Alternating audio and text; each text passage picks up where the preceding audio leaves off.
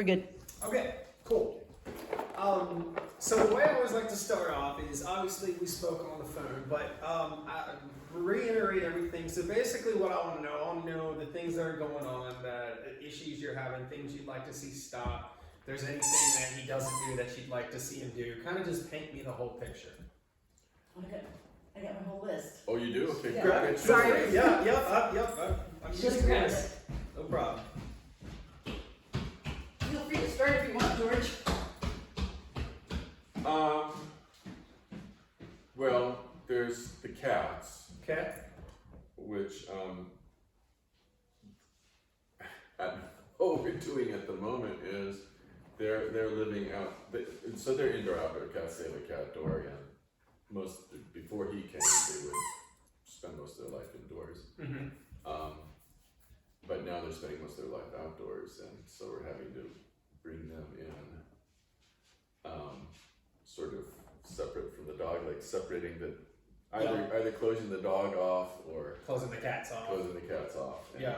So Okay.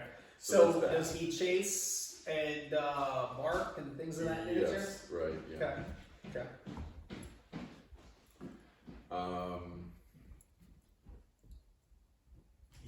He doesn't jump on me, No.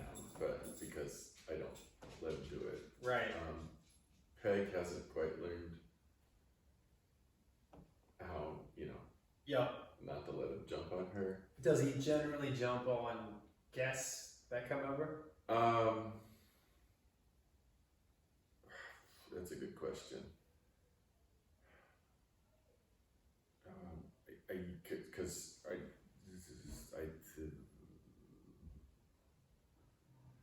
Well, first of all, we don't have a lot of guests. Sure. Yeah. Let's see. So when my brother-in-law and his wife came, that situation, I was actually restraining him by the collar because he wanted to go, well, like he did with you, Right. except most people will reach down and Engage with him. engage with him. Yep. Anyways, I guess he was a little more riled up because I was restraining him initially. Sure. And anyway, when she attempted to engage with him, We were he bit talking about, he was just mentioning jumping, and I had asked him if he jumps on company that comes over, and that he was trying to recall whether or not he jumps on company or not. He hasn't really Maybe had the not, opportunity. we're pretty, You're usually have a- holding him and stuff. Right, he jumps on me Yeah. all the time, Yeah. and I just, I don't know how to Sure. make that stop. We will fix that. But go ahead, continue. Yeah, what was I gonna say? I got my list here. Well, so he has a pattern when he meets people, which is that he'll be engaged with them and interested in them, and then suddenly growl like he's uncertain about them, Sure. and even snap. And there was the time even with Juju, with our granddaughter, you weren't here, that he actually made a snapping motion toward her, but Didn't connect. no, he didn't connect. Thank goodness. Right. And I should have taken that as a warning sign, but when he finally bit my sister-in-law, That's what really, Yeah. that's when you were like, okay. Okay, I do not have a handle on this dog. Right. Right. And he gets really excited by little people in particular. I mean, like we had him at the beach, and Yeah. he was like running, wanting to play with them, but running fast and like knocked over some little kids. Right. Right. And did you talk about the cats? I did mention He- the cats, yeah. but just describing what our life is with the cats right now. He was kind of telling me how they used to stay inside a lot, but since he's in the equation now, they stay outside more. And when you do, somebody has to be blocked off, whether it be him or the cats. Right. Yeah. Yeah, they're terrified of him, and he just goes crazy when he sees them, and he runs up to the cat door if he thinks they're out there. and Which so- scares them to death, of course. Yeah. Right. Yeah. So I'm hoping we can somehow bring them to peace and be able to have the cats inside again. Yeah. So, how about your list? Yeah, he always wants to be first, and so like, and this can get dangerous. Like I'm going upstairs, and he comes from behind me, and he'll just Absolutely. push past me. Yeah. Same with stepping out a door. He wants to be first. He'll knock whoever is in there out of his way. No so matter he what can you be got in your first. hands. I've been working on that. I mean, he's an extremely responsive dog. I mean, he's always looking to me. Yeah. So like before going out, he does his crowding the door thing, and I look at him, and sometimes I don't have to say anything, or I'll point, or I'll say no, and then he'll move to the Get side. back. Okay, I'll let you go first. But it takes this conscious effort. Sure. Hey, It's not I'm going out the door first. Right. It's not instinctual by him. It's you have to. Yeah. So anyway, Yeah. we're working on that, but yeah. We're gonna cover that precise thing of going through doorways and having him understand he doesn't go through until you go through. We're gonna cover that. When we walk, he doesn't yank us down the roadway, but he does tend to go. He goes first. I mean, that's how we let him go. Right. So he'll be toward the end of his leash, but again, he's still is responsive. Like if I let him know not to pull, he stops yanking. Yeah. Whereas Earl, we never got that skill down. Right. So I feel like some of his behaviors are getting worse. Like the insisting on being right next to us at the table, and now like if he smells something good at the table, he's and it's getting harder and harder to Get him to stop push and him go away, away. yeah, or he's I guess he's more and more insistent. Right. And same with some not major things, but irritating behaviors like picking up our shoes and taking them into different rooms and stuff, and at least he doesn't chew them. he doesn't chew them, but it's an ongoing thing, and it's just Right. He just shoots. But you come out there like, where are my Where are shoes? my shoes? Yeah. Right. But anything else that you remember? Not really. Oh, and then going nuts when we leave. He always, every time we leave for church, it's like this huge thing. He wants to leave so bad, and we have to, to leave him in the house when we're not. So tell me what that looks like. So are you saying there's separation anxiety, or it's him wanting to go with you type deal? I think it's him wanting to come It's with him us. wanting to go. Yeah, Okay. yeah. I mean, it's not always totally out of control. I mean, we just It usually is. With me, well. when he senses that we're leaving together, so he's going to be alone in the house. Right. I would, yeah, except I think there's some sort of variable in his, like, call it a mood if you want, Okay.